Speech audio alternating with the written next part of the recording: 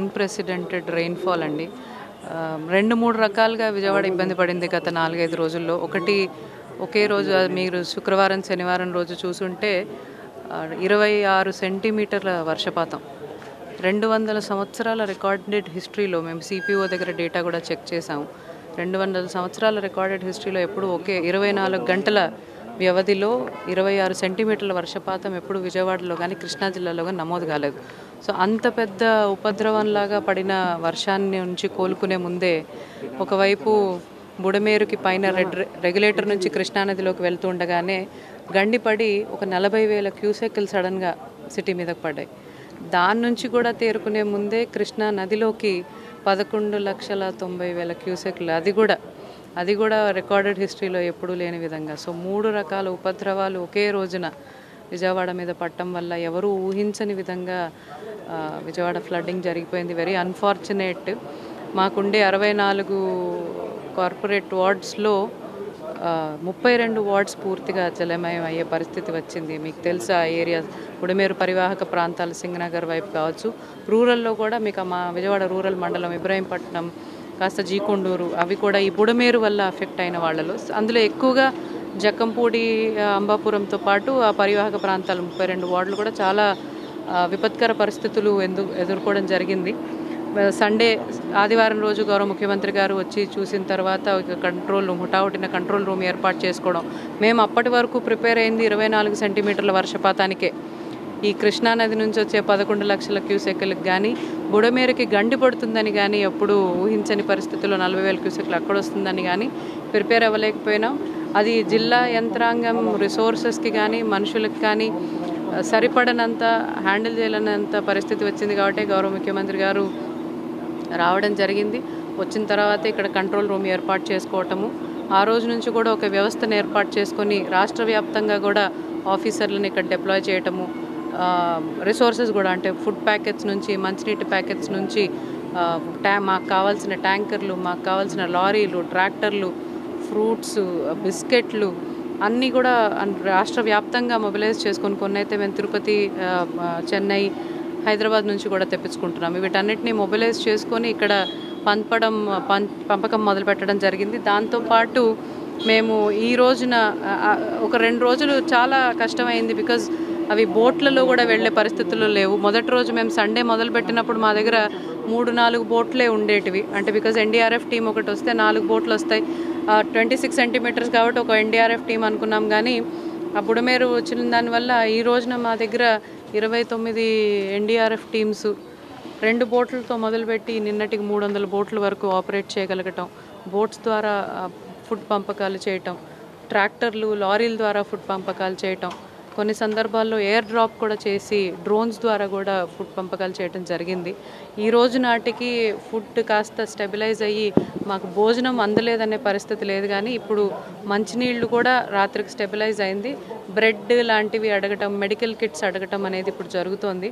ఇప్పుడు మీరు చూస్తే ఈరోజు ఉదయం నాటికి ఇన్ ఆల్మోస్ట్ 26 వార్డ్స్ చాలా వరకు రిసీడ్ అయిపోయినా ఇంకా ఆ జక్కంపూడి, అంబాపురం, సింగ్ నగర్లో Nandamuri colony, Paipula road, Vambay colony, Kandriga లాంటి ప్లేసెస్ ఇంకా ఇనండేట్ అయి ఉన్నాయి. సో లెవెల్స్ ఆఫ్ ఇనండేషన్ తగ్గిన దగ్గర అంతా శానిటేషన్ చేసుకుంటూ రావటం మొదలుపెట్టాము.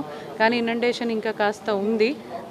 దానికోసము రిసోర్సెస్ని మనము మొబిలైజ్ చేసుకొని టీమ్స్ వేసుకొని సుమారుగా ఇప్పుడు చూస్తే మీరు శానిటేషన్ వర్కర్లే సుమారుగా 10,000 మంది ఇక్కడ పనిచేస్తున్నారు. డ్రింకింగ్ వాటర్ సప్లై ఈరోజే రెస్టోరేషన్ అవుతోంది. ఆ 4-5 వార్డ్స్ తప్ప మిగిలిన వార్డ్స్లో ఎలక్ట్రిసిటీ రెస్టోరేషన్ కూడా రాత్రి జరిగింది. నీళ్లు నిలబడి ఉన్న దగ్గర తప్ప ఎలక్ట్రిసిటీ రెస్టోరేషన్ కూడా జరిగింది. పరిస్థితులు ఇలాగే ఉంటే, ఇప్పుడే మబ్బులు విడుతున్నాయి, పరిస్థితులు కానీ ఇలాగే ఉంటే ఆ బుడమేరు క్యాచ్మెంట్ ఏరియాలో పైన ఇంకా వర్షపాతం ఎక్కువగా లేకపోతే నార్మల్సీ ఈరోజు రాత్రికి రావచ్చని అనుకుంటున్నాము. మీకు తెలుసు మేజర్ 3 గంటలు పడ్డాయి బుడమేరులో. అందులో 2 గంటలు రాత్రికి క్లోజ్ చేశారు, ఒకటి ఈరోజు జరుగుతోంది. అది కానీ పూర్తిగా క్లోజ్ చేసే పరిస్థితి వస్తే మాత్రము ఇంకా ఇప్పుడు ఏదైతే ఫ్లో ఉందో 4-5 వేల క్యూసెక్లు ఇంకా రోజు ఫ్లో అవుతోంది కదా ఆ గండి ద్వారా, అది తగ్గిపోయే అవకాశం ఉంటుంది. సో దాని మీదనే మొత్తం అందరూ కూడా పనిచేస్తున్నారు. టుడే వీ స్టాండ్ మనకు కొంచెం తెరపు ఏమిటంటే అండి, కృష్ణానదిలో నీటి ప్రవాహం మీరు చూసారు, 11 లక్షల నుంచి 1,90,000కి తగ్గిపోయింది. సో హ్యాండిలబుల్ స్టేజ్కి అది నార్మల్సీకి వచ్చేసింది. వర్షపాతం మనకి రోజు డ్రిజిల్ ఉన్నా కానీ ఏ రోజున కూడా గత 3 రోజులుగా కూడా 2 mm 3 mm 4 mm కంటే ఎక్కువ లేదు. సో వర్షపాతం గొడవ లేదు, కృష్ణానది గొడవ లేదు. బుడమేరుదే ఆ గండి పూర్తి చేస్తే అది కూడా ఉండదు.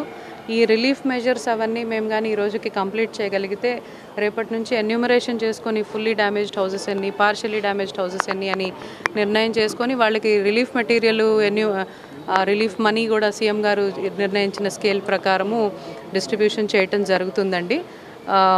సో ఈ ప్రస్తుతానికి అన్నీ కూడా గత 5 రోజులుగా పగలు రాత్రి కూడా ఇక్కడే కంట్రోల్ రూమ్లో ఉండి, బికాస్ బయట నుంచి స్పెషల్ ఆఫీసర్స్ వచ్చిన జిల్లా యంత్రాంగం వారికి అందుబాటులో లేకపోతే వారికి ఏ చిన్న అవసరం ఉన్నా కానీ మా వైపే చూస్తారు. సో వారి అందుబాటులో ఉండటం, వాళ్ళకి కావాల్సిన రిసోర్సెస్, వాళ్ళకి కావాల్సిన ప్రాంతాల మీద అవగాహన తీసుకురావటం కావచ్చు. వాళ్ళు ఇప్పుడు మా వాళ్ళతోనే పని చేయించాలి. సో మా వాళ్ళు ఎవరు అని వాళ్ళకి తెలియాలన్నా కానీ నేను అందుబాటులో అందరికీ ఉండాల్సి వస్తుంది. కాబట్టి కంట్రోల్ రూమ్లోనే మాకు డ్యూటీ వేయడం జరిగింది. సీఎం గారు కూడా ఓవరాల్ టీమ్ కోఆర్డినేషన్ జిల్లా కలెక్టర్కి ఇచ్చారు. సో స్పెషల్ ఆఫీసర్ దగ్గర నుంచి అందరికీ కోఆర్డినేషన్ జిల్లా కలెక్టర్ వేయమన్నారు. కాబట్టి కంట్రోల్ రూమ్లో 24 hours ఉంటూ ఆల్ టీమ్స్తో, ఫుడ్ టీమ్స్ కావచ్చు, వాటర్ టీమ్స్ కావచ్చు, శానిటేషన్ టీమ్స్ కావచ్చు, డ్రోన్ టీమ్స్ కావచ్చు, ఇరిగేషన్ టీమ్స్ కావచ్చు, ట్రాక్టర్లు, ట్రాన్స్పోర్టేషన్, ఆల్ టీమ్స్కి కూడా ఇక్కడ మేము సహకారం అందించడం జరుగుతుందండి. వీఆర్ ఎక్స్పెక్టింగ్ నార్మల్సీ ఈరోజు వచ్చేస్తే రేపటి నుంచి మేము ఎన్యూమరేషన్ చేసుకోవచ్చని. Unfortunately in this entire incident 24 మందిని మనం కోల్పోయాము. పోస్ట్ మార్టమ్స్ చేసి వాళ్ళందరి డీటెయిల్స్ కూడా కలెక్ట్ చేసుకోవటం జరిగింది. మనం సిటీ మీద కాన్సన్ట్రేట్ చేస్తున్నాం బికాజ్ ఎక్కువ డెవస్టేషన్ ఇక్కడ జరిగింది. కానీ but most of the rural areas also partially flooded ఉన్నాయి. ముందు మీరు చూసే ఫ్రైడే సాటర్డే ఎక్కువ రూరల్ ఏరియా మీద ఎఫెక్ట్ ఉండింది.